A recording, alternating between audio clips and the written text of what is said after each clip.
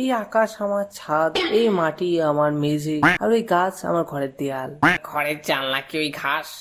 হ্যাঁ, তো এতজনকে আমি নিয়ে দৌড়বো কি হবে?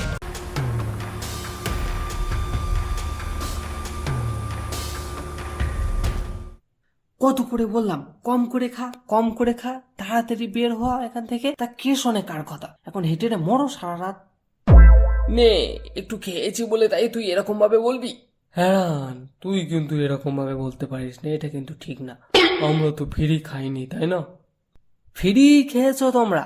নিমন্ত্রণ কার ছিল? কেন, তোর? তাহলে তোরা গেলে কিসের জন্য? সেহেতু তুই বললি তাই আমরা গেলাম। এক্স্যাক্টলি এটাই। আমি তোদের বলেছি কারণ মা আব্বু যাবে না বললো, ভাবলাম একা একা যাবো, ফালতু বোর হব, তাই তোদের দুটোকে নিয়ে গেলাম। আর তোরা কি করলি? এত মরণ খাওয়া খেলি, এত মরণ খাওয়া খেলি যে বরপক্ষের পর্যন্ত খাওয়া কম পড়ে গেছে। কিন্তু আমাদের অনেক ক্লোজ আত্মীয় বলে, নইলে আমাদের দিয়ে এখন রান্না বান্না করাতো। ওই মানে একটু, কি ওই একটু কি?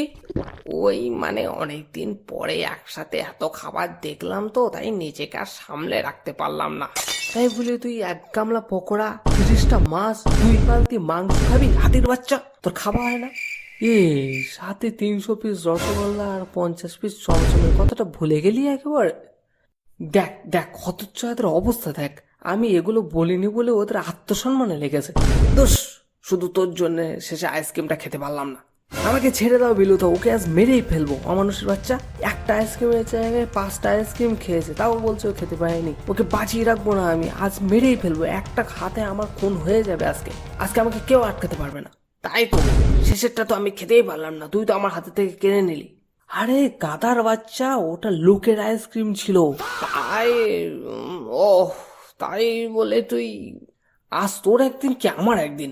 হে রান, বাদতে বাদতে, শুধু তোমার জন্য বেঁচে গেল আজ, নইলে ওকে আমি মেরেই ফেলতাম, মেরে এই গাছে ঝুলিয়ে রাখতাম আমি ওকে। অমানুষ কোথাকার। এখন বল, আর কত দূর যেতে হবে? অনেকক্ষণ থেকেই তো হাঁটছি।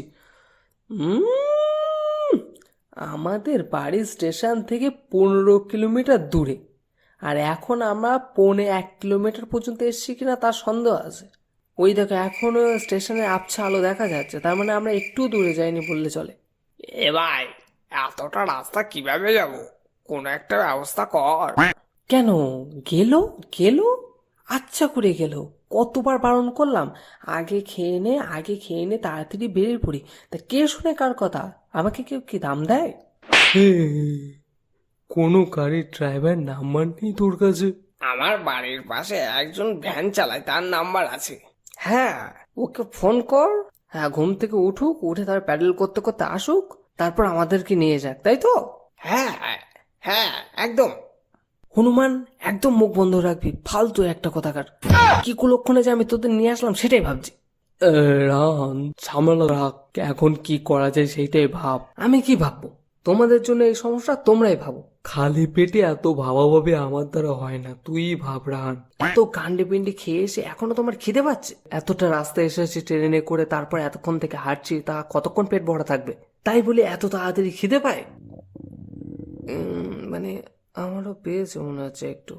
এখন এই রাতে খাবার কোথায় পাবো? আর হাতে তো টাকা পয়সাও নেই সেরকম কিছুই।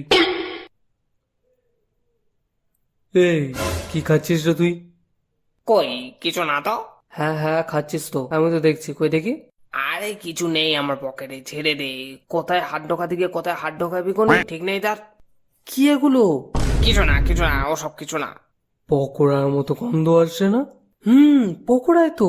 হারামি, তুই খেয়েছিস আবার পকেটে করে নিয়ে এসছিস? মানে এই জন্যই আমি দিতে চাচ্ছিলাম না, তুই সারাক্ষণ আমায় কিরকম করিস। এই বাদ দে বাদ দে, এখন বসে এগুলো খাওয়া যাক, ঝামেলা করিস না। শুধু খিদে পেয়েছে বলে, নইলে তোর ব্যবস্থা হতো। বেশ লাগছে কিন্তু পকোড়াগুলো। খিদে লেগেছে বলে ওই কারণে বেশি ভালো লাগছে। কে এনেছে সেটা দেখতে হবে তো।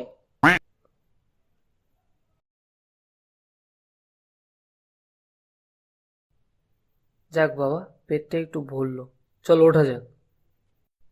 আরে খেয়ে কষ্ট হচ্ছে, একটু বস, তারপর হচ্ছে। রাত কত হলো দেখেছ? আরে সেই তো হেঁটে হেঁটে যেতে হবে, বস না একটু। ওকে, বসা যাক। আমার আর কি। এই এগুলো কে খেয়েছে? কে আবার, তুই খেয়েছিস? আমি তো এইগুলো খেলাম। তাহলে ওগুলো কে খেলো? আমরা তো তিনজন ছিলাম, আর তো কেউ ছিল ছিল না তো, তাই না? না তো, তাহলে ওটাই কে খেলো?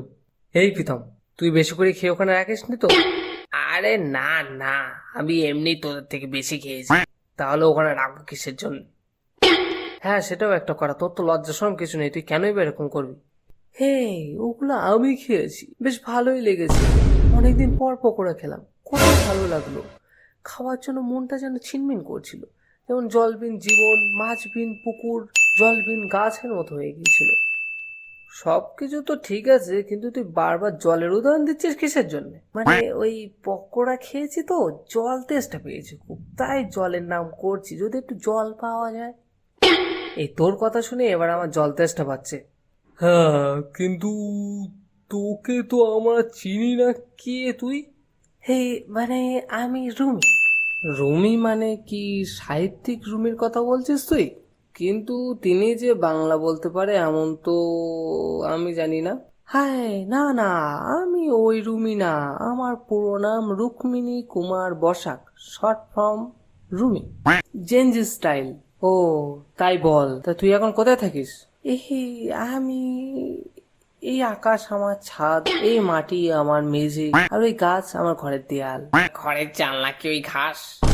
এই মানে ওটা আসলে শিওর হয়ে বলতে পারবো না, কখনো ভাবা হয়নি। তুই যে বললি তুই ওই রুমই না, তাহলে এসব কি? মানে আসলে একজন সাহিত্যিকের সাথে পরিচয় হয়েছিল, তাই টুকটাক সব বের হয়। আহ, তা তুই এত রাতে এখানে কি করছিস? এই মানে আমি তো এখানেই থাকি। এখানে কোথায়? এই কিছুটা দূরে একটা পুরনো বাড়ি আছে, ওখানে থাকি। তা তোর মা বাবা?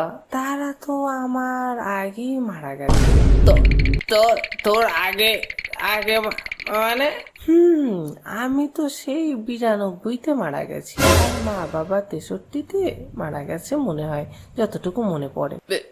বেলদা, বু বু বু বু। মায়েরা, কি হবে এবার?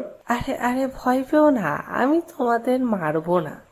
তাহলে কি করবি তুই? আরে আমি অনেক সুইট ভূত, আমি এসব করি না। হ্যাঁ, আমরা কিন্তু তোকে পকোড়া খাবেছি, ধোকা দিস না জানো। আরে না না, আমি তোমাদের কোনো ক্ষতি করব না। তাহলে ঠিক আছে। কি ব্যাপার, হঠাৎ করে এত জোরে হাওয়া হচ্ছে কেন বলতো? আকাশটা তো পরিষ্কারই দেখছি যেন। এই এই ওই দেখো কারা যেন আসছে। এর ভিতর খবর পৌঁছে দিলি তুই? হে, আমি সত্যি বলছি, আমি কিচ্ছু করিনি গো, আমি কিচ্ছু করিনি। তাহলে ওরা আসছে কেন এদিকে? এ ভাই, আমার এখনো বিয়ে হয়নি। বড়, তোমার এখন নাতি নাতনি খেলা করার কথা, চিন্তা তো আমার। ভাই, আমার এখনো বিয়ে হয়নি। অনেকদিন থেকে টিউশন একটা মেয়ে আমার দিকে তাকাচ্ছিল, ভাবছিলাম কটা দিন পরেই প্রপোজ করবো। এখন কি হবে রান ভাই, কিছু কর, আমি আইব্রো মরতে চাই না। রুমি, ভূতের বাচ্চা তুই এত খারাপ? হে আমি কিছু করিনি, ওরা মনে হয় তোমাদের পকোড়ার গন্ধ পেয়ে আসছে। এখান থেকে পকোড়া গন্ধ অত দূরে গেল কিভাবে? আমাদের তো নাক অনেক শক্তিশালী হয়, এই 30 মাইল দূরে এক জায়গায় বিরিয়ানি রান্না হচ্ছে, আমি তার গন্ধও পাচ্ছি। এই, আমাকে নিয়ে চল, আমিও খাবো। এই অমানুষ, এক্ষুনি ওরা আমাদেরকে কাবাব মনে করে খেয়ে নেবে, সেটা খেয়াল আছে তোর? তাই তো। রুমি ভাই, কিছু একটা কর। করবো কি, দৌড়াও সবাই দৌড়াও। এই, তুই তো উঠতে পারিস, তাহলে আমাদেরকে দৌড় করাচ্ছিস কেন? হ্যাঁ, তো এতজনকে আমি নিয়ে দৌড়বো কি হবে? আমি জানি না, তুই নিয়ে চল।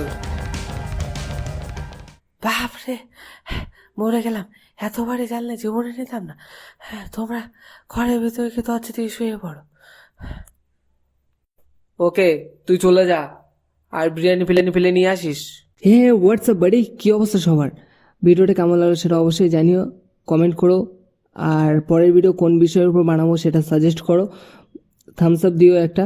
সাবস্ক্রাইব বাটনটা তুমি শুয়ে শুয়ে হিট করবে নাকি বসে বসে হিট করবে সেটা তোমার ব্যাপার, বাট ক্লিক করে দিও। দেখা হচ্ছে পরের video. Stay happy, stay bless, good bye.